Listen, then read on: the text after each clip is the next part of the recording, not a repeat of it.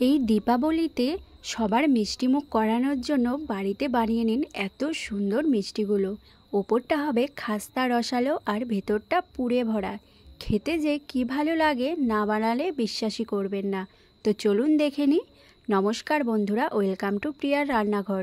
নতুন একটা রেসিপি দেখার জন্য সবাইকে স্বাগত। আজকে বানাচ্ছি চন্দ্রকলা মিষ্টি। তো চলুন দেখে নিই। এখানে প্রথমেই আমি নিয়েছি ময়দা। এখানে আমি 1.5 বাটি ময়দা নিয়েছি। প্রথমে ভালো করে এই ময়দাগুলোকে চেলে নিচ্ছি। এইবার ময়দার মধ্যে দিয়ে দিচ্ছি সামান্য পরিমাণে লবণ, আর দিয়ে দিচ্ছি সামান্য বেকিং পাউডার, আর দিয়ে দিচ্ছি এখানে 3 টেবিল চামচ ঘি। ঘিটা দিয়ে ময়দাটাকে খুব ভালো করে ময়াম দিয়ে নিতে হবে। এখানে কিন্তু ঘিয়ের পরিবর্তে তেলটাও ব্যবহার করা যাবে, তবে ঘি দিলে খেতে খুবই ভালো লাগে। তো দেখুন ময়দাটাকে খুব ভালো করে ময়াম দিয়ে নিয়েছি। এবার একটা ডো মেখে নেব। তার জন্য দিয়ে দিয়েছি জল। জলটা অল্প অল্প দেব আর মেশাতে থাকব। এই মিষ্টিটা বানানোর জন্য একটা শক্ত ডো তৈরি করে নিতে হবে। ময়দাগুলো একসঙ্গে করার জন্য ঠিক যতটা জল প্রয়োজন ততটাই, মানে যতটা ঠিক না দিলেই নয় ততটাই। তাহলেই কিন্তু বুঝতে পারছেন যে জলের পরিমাণটা ঠিক কতটা লাগবে। তো দেখুন এখানে ডোটা কিন্তু খুব সুন্দরভাবে তৈরি করে নিয়েছি। এইবার একটা ভিজে কাপড় দিয়ে ডোটাকে খুব ভালো মতো ঢেকে রেখে দিচ্ছি। এইবার পুরটা বানিয়ে নেব।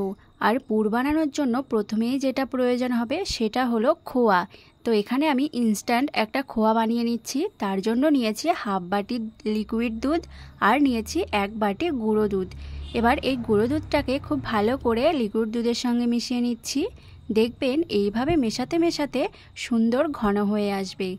আর এইভাবেই কিন্তু ইনস্ট্যান্ট খোয়া বানিয়ে ফ্রিজে রেখে এটা ব্যবহারও করা যাবে অনেক দিন। তো দেখুন এখানে কিন্তু খোয়াটা একদম রেডি হয়ে গেছে। এবার এই খোয়াটাকে নামিয়ে নিচ্ছি। এইবার পুরটা তৈরি করে নেব। তার জন্য একটা কড়াই বসিয়ে দিয়েছি, আর কড়াইয়ের মধ্যে 2 চামচ ঘি দিয়েছি। এবার ঘিটা ভালো করে গলিয়ে নিচ্ছি। ঘিটা গলে গেলেই এর মধ্যে দিয়ে দিচ্ছি 3 চামচ সুজি। সুজিটা দিয়ে খুব ভালো মতো একটু ভেজে নিচ্ছি কিছুক্ষণের জন্য। সুজিটা হালকা ভাজা ভাজা হয়ে গেলেই এর মধ্যে দিয়ে দিচ্ছি কিছুটা কাজু বাদাম কুচি আর কিশমিশ। এখানে আপনারা আপনাদের পছন্দ মতো ড্রাই ফ্রুট দিয়ে নিতে পারেন। এইবার দিয়ে দিচ্ছি ড্রাই কোকোনাট পাউডার বা শুকনো নারকেল গুঁড়ো। এটা যদি না থাকে তাহলে ফ্রেশ নারকেল কোড়াটাও দেওয়া যাবে। এবার আমি আরও 2 থেকে 3 মিনিট পর্যন্ত ভাজা ভাজা করে নেব, অবশ্যই মিডিয়াম আঁচে।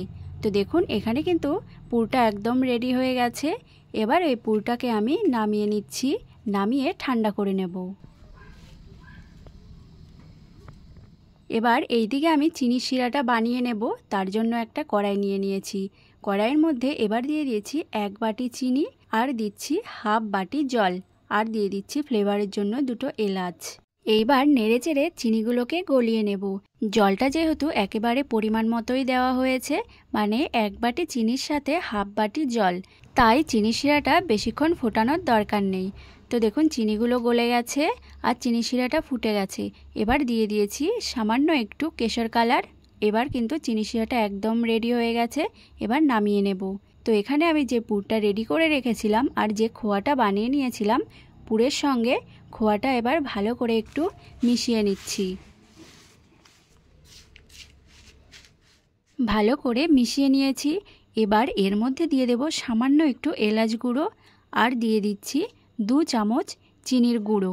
এগুলো কিন্তু পুরটা ঠান্ডা হলে তারপরেই দিতে হবে। এবার চিনির গুঁড়োর সাথে পুরটাকে খুব ভালো করে মিশিয়ে নিচ্ছি। তো পুরটা এবার পুরোপুরিভাবে তৈরি হয়ে গেছে। এবার এইদিকে যে আমি ডোটা মেখে রেখেছিলাম তার উপরে ভিজে কাপড়টা তুলে নিয়েছি। দেখুন আগের থেকে কিন্তু অনেকটা সফট হয়ে গেছে। এইবার এই ডোটাকে আরেকটু মেখে নিচ্ছি। এইবার ডো থেকে কিছুটা লেচি আমি কেটে নিয়েছি। এবার সুন্দর করে একটা রুটি বেলে নেব। তো দেখুন একটু পাতলা করে আর বড় করে একটা রুটি বেলে নিয়েছি। এবার এই বাটিটা দিয়ে আমি এই রুটিটাকে ছোট ছোট করে কেটে নেব, যাতে সুন্দর গোল গোল হয় আর সাইজগুলো সব একই থাকে। এবার সাইডের যে কাটা অংশগুলো সেগুলো আমি তুলে নিচ্ছি। তো দেখুন কতটা সুন্দর করে কাটা হয়ে গেছে। বাকি রুটিগুলো ঠিক একইভাবে একটু পাতলা করে বেলে নিয়েছি। আপনারা চাইলে যে কোনো গোল কিছু দিয়ে এইভাবে রুটিগুলোকে ছোট ছোট করে কেটে নিতে পারেন, এতে কিন্তু একটু সুবিধাই হয়। তো এখান থেকে একটা আমি ছোট রুটি নিয়েছি, নিয়ে হালকা একটু বেলে নিয়েছি, যেহেতু ধারগুলো একটু মোটা ছিল। এবার এই চারপাশটা একটু জল লাগিয়ে নিচ্ছি। জল লাগিয়ে নেওয়ার পর মাঝখানটাতে আমি যে পুরটা রেডি করেছিলাম সেই পুরটা দিয়ে দিয়েছি। এবার ওপর থেকে আরও একটা রুটি এইভাবে দিয়ে দিয়েছি। দিয়ে এইবার এই চারিদিকটা হাত দিয়ে এইভাবে হালকা একটু চেপে চেপে লাগিয়ে দিচ্ছি। এবার আমি ডিজাইনটা করে নেব। একটু ভালো করে খেয়াল করলেই দেখতে পারবেন যে ডিজাইনটা ঠিক কিভাবে দিচ্ছি। এই ডিজাইনটা দেখে যতটা কঠিন মনে হয়, বানানো কিন্তু খুবই সোজা, শুধু একটু ভালো করে লক্ষ্য করে দেখতে হবে।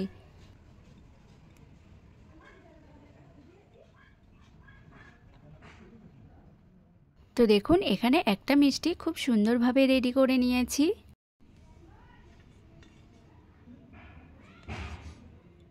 বাকি মিষ্টিগুলো ঠিক একইভাবেই তৈরি করে নেব।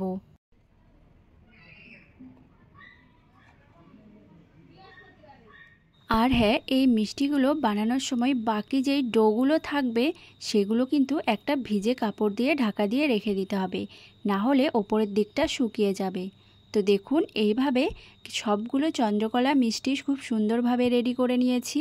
এবার এইদিকে তেলটা আমি হালকা গরম হতে দিয়ে দিয়েছি।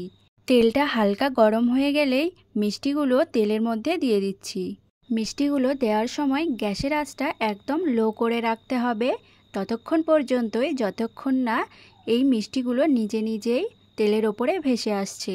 তো দেখুন এখানে কিন্তু মিষ্টিগুলো তেলের ওপরে সুন্দরভাবে ভেসে উঠেছে। এবার আমি গ্যাসের আঁচটা মিডিয়াম করে দেব। মিডিয়ামে করেই এই মিষ্টিগুলোকে সুন্দরভাবে ভেজে নেব। এবার এই মিষ্টিগুলোকে হালকা হাতে একটু উল্টে দিচ্ছি। যতক্ষণ না পর্যন্ত তেলের ওপর ভেসে উঠবে ততক্ষণ কিন্তু এই মিষ্টিগুলোকে উল্টে দেওয়া যাবে না। এইভাবেই মিষ্টিগুলোকে উল্টে পাল্টে মিডিয়াম আঁচে ভালো করে ভেজে নিচ্ছি। মিডিয়াম আঁচে ভাজলে মিষ্টিগুলোর উপরের দিকটা কিন্তু ভালো খাস্তা হবে। তো দেখুন এখানে কিন্তু এই মিষ্টিগুলো ভাজা হয়ে গেছে। এবার শিরার মধ্যে দিয়ে দিচ্ছি। তবে এখানে শিরাটা আমি হালকা একটু গরম করে নিয়েছি। যদি শিরাটা ঠান্ডা হয়ে যায় তাহলে হালকা একটু গরম করে নিলেই হবে। এবার মিষ্টিগুলো শিরার সঙ্গে ভালো করে একটু মিশিয়ে নিচ্ছি। বাকি মিষ্টিগুলো ঠিক একইভাবেই আমি ভেজে নেব। এই মিষ্টিগুলো শিরার মধ্যে আমি 5 মিনিট মতো রেখে দিয়েছিলাম, এবার তুলে নিচ্ছি। আর হ্যাঁ, বাকি মিষ্টিগুলো ভাজার সময় তেলটা নামিয়ে ঠান্ডা করে নিতে হবে, তারপরে বাকি মিষ্টিগুলো ভেজে নিতে হবে। তো দেখুন এখানে আমার সবগুলো মিষ্টি সুন্দরভাবে ভাজা হয়ে গেছে। রসের মধ্যে খুব সুন্দরভাবে মিশিয়ে নিচ্ছি। এখানে সবগুলো মিষ্টি আমি সুন্দরভাবে রেডি করে নিয়েছি। দেখতেও কতটা সুন্দর লাগছে। ওপরেরটা হয় একদম খাস্তা আর ভেতরটা সুন্দর পুরে ভরা। খেতে এতটাই টেস্ট হয়, না খেলে কিন্তু বিশ্বাসই করতে পারবেন না।